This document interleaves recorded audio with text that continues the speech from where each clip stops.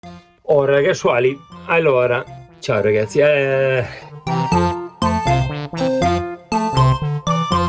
dunque il lavoro che avevo fatto alla fine non ve l'avevo fatto vedere finito con le tendine, gli oscuranti e via discorrendo della finestra posteriore, perché non ero soddisfatto, per il semplice fatto che quel compensato che ho messo, il secondo foglio di finitura, aumentava di 3 mm lo spessore della parete. Tutto bello perché è comunque un isolamento in più, però il problema era la guarnizione della finestra che non entrava a misura, quindi rimaneva, invece che entrare a C, diciamo così, facciamo conto che sia ok, laterale.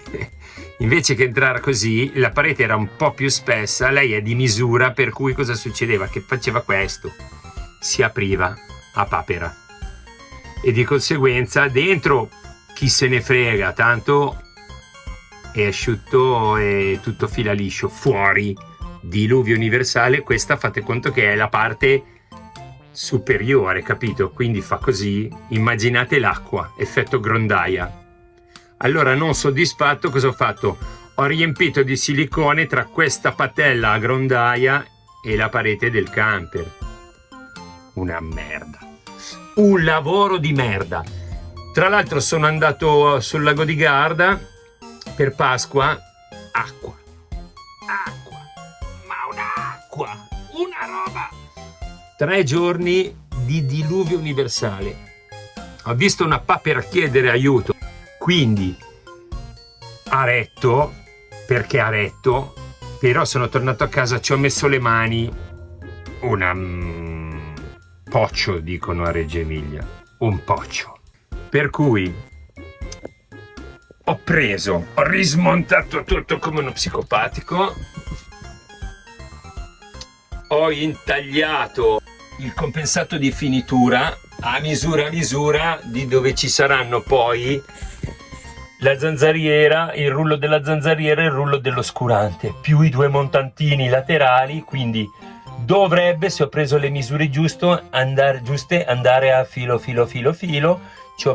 Ho messo la carta da parati adesiva, gli ho fatto seguire il gradino in modo che quel poco che si vedrà di paretina tra la gomma, questa e il profilo in plastica, c'è mezzo centimetro qui, mezzo centimetro dalla parte di là, di qui praticamente nulla perché era stata già montata leggermente disassata rispetto alla finestra.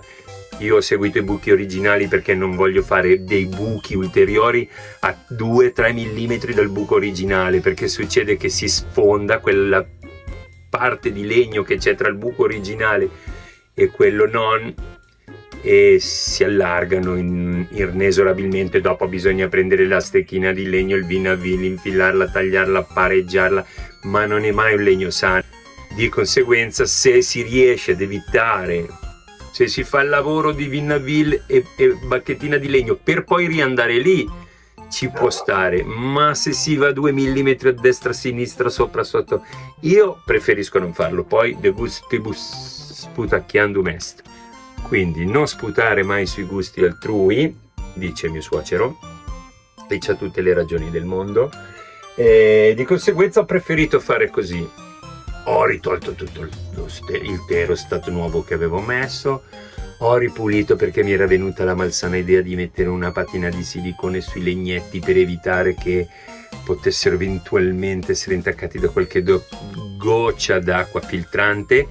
Però cosa succede? Che non fa tenere il terostat, non fate questa minchiata. Se mettete il terostat, mettete quel cazzo di terostat. Io mi sono ammattito a cercare su internet, non lo faceva nessuno, quindi ho detto sbaglio io, lo faccio. L'ho fatto 3 volte, l'ho rifatto 3 volte, alla fine sembra aver tenuto. Ho pulito bene il legno, ho pulito bene fuori tutta la paretina di metallo, ci ho messo tutta questa mattina, con rimuovi silicone, con la spatolina di plastica, con le dita, con lo straccino. È venuto bello, è venuto pulito. Ho coperto, ho rimesso il silicone, il terostat nuovo, e poi chiaramente mettendo il terostat in modo differente. Prima l'avevo messo all'interno della guarnizione, quella faceva uno spessore pazzesco, ulteriormente dava effetto grondaia. Adesso l'ho messo sui travetti con una leggera sbordatura verso l'esterno, così piega un pochino verso l'esterno, e mi sono rotto i maroni, l'ho tolto e rimesso 3 volte. Ho sprecato 10 metri di terostat, fa niente, però più o meno ho imparato a gestirlo, e quindi niente. Quando mettete il terostat lasciate perdere il silicone. Chi ha le finestre col profilo esterno in plastica è fortunato, perché le smonta, pulisce, mette un giro di terostat attaccato al profilo, va a pressione contro la parete, riavvita da dentro il controtelaio, ha finito i giochi. Questi qui con queste cazzo di guarnizioni sono un'emerita rottura di coglioni. Ma cosa si fa? Si cambia tutte le finestre? Su, via, non è possibile. Allora si fa a modo. Si è messo tutto il terostat intorno ai legnetti, li ho ripuliti, li ho sgrassati, adesso pare che tenga. Al prossimo diluvio universale, quando ripasserà la papera della prima volta, vedremo se le mie elucubrazioni sono andate a buon fine, sono state utili, o se ho inventato qualcosa. Ma io credo che questa soluzione sia praticamente ha ricalcato la soluzione originale, però dentro è più bellino, è finito adesso. Va bene, cosa mi mancherà? Adesso devo sparapuntare la gomma sui legni con la sparachiodi, cioè con la sparapunti. Ora sto facendo, rimontato la finestra per fare una prova gancini, perché per 2 volte ho montato la finestra e avevo montato i fermi dei gancetti disassati rispetto al gancetto le volte scorse, quindi stavolta mi sono preso dei riferimenti a matita, spero di non aver sbagliato. E niente, dai, dovremmo essere quasi in fondo. Una volta montato quello, rimonto gli oscuranti e i due montantini, ritiro le tendine, ripulisco tutto per l'ennesima volta, perché qui è un cacatoio. Vi faccio vedere una cosa. Quello lì è il pavimento del lago di Garda, cioè la terra del lago di Garda. Eravamo in una zona in riva al lago, quello è tutto il casino che ho fatto per smontare qua dietro. Quindi eravamo in una bellissimo, ci siamo fermati in un campeggio bellissimo e speso pochissimo, impressionante,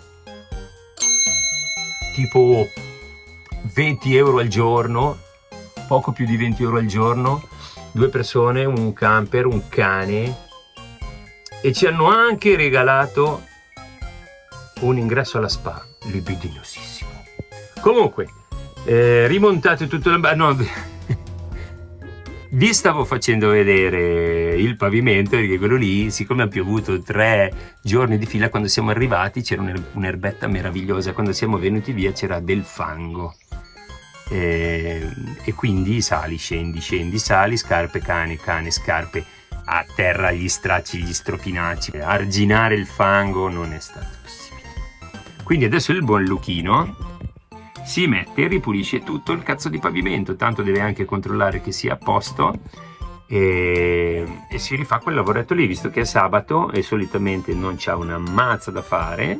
Oggi niente cani, oggi camper. Ok, direi che alla fine ci siamo, dai. Vedi come viene? Ho rimontato i montantini sopra e sotto, diciamo l'oscurante, la zanzariera, insomma alla fine l'effetto è grazioso, è così. E adesso puoi piovere, aspetto la mia amica papera. Però direi che ci siamo. Adesso do una pulita generale, poi vado a dare un'occhiata al pavimento, tra qualche giorno esco e lo faccio girare. Saluto ragazzi.